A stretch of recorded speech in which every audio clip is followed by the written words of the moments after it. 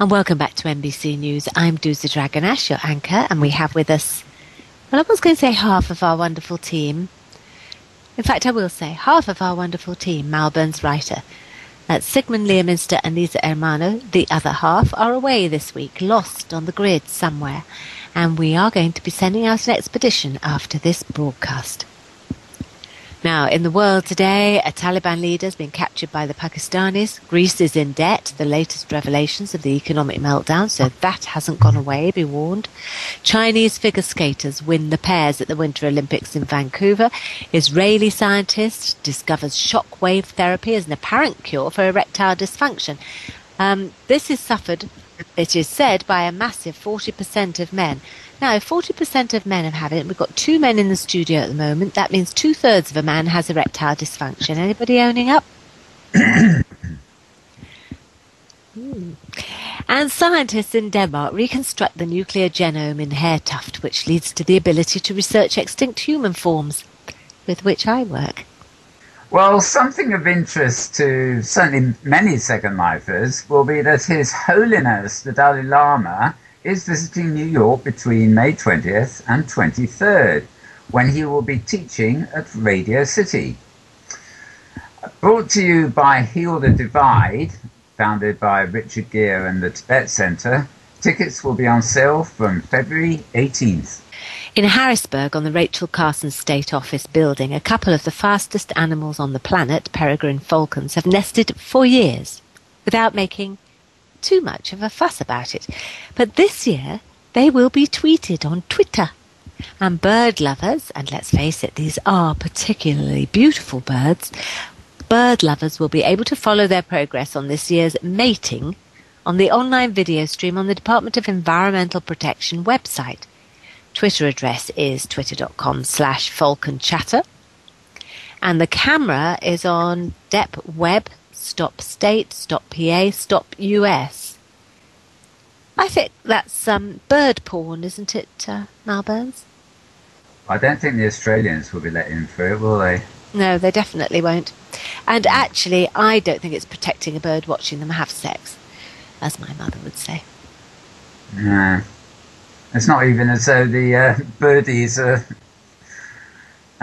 they don't really spend much money flying places, do they? They probably swim to their locations, and they're notoriously cheapskate, so I don't know whether it will help. Maybe it'll bring a new audience to the mating rituals of our feathered friends. Anyhow. Moving swiftly on.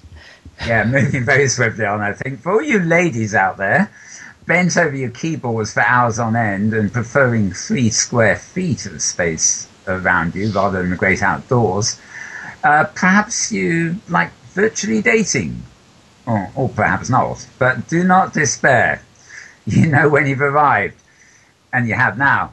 Geek Barbie has been unveiled. To mixed reviews, it has to be said. She's hoped to encourage young women into IT. Mind you, her hair is a bit glam for our taste, and perhaps she isn't quite, well, streetwise enough.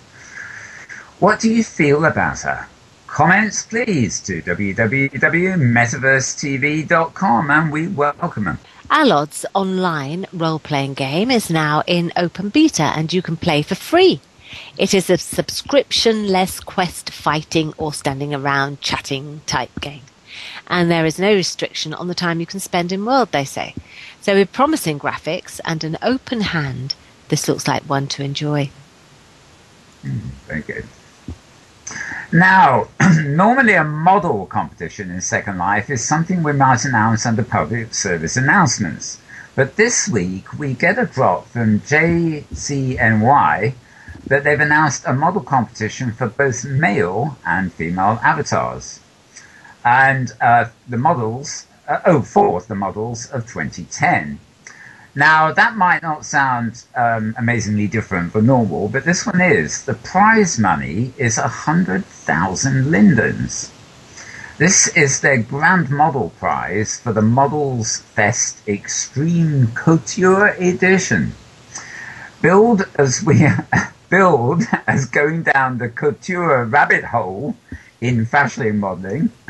They are looking for the next generation. The event is covering for the next 90 days, male and female entries being accepted. The award show will be held on the 3rd of April, and entries can be seen at the JCNY Theatre.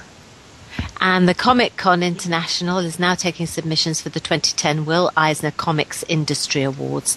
With a long list of categories, there will be many who could be nominated. So for information, please go to the Comic Con website, and voting is open to the public. And now for some public service announcements.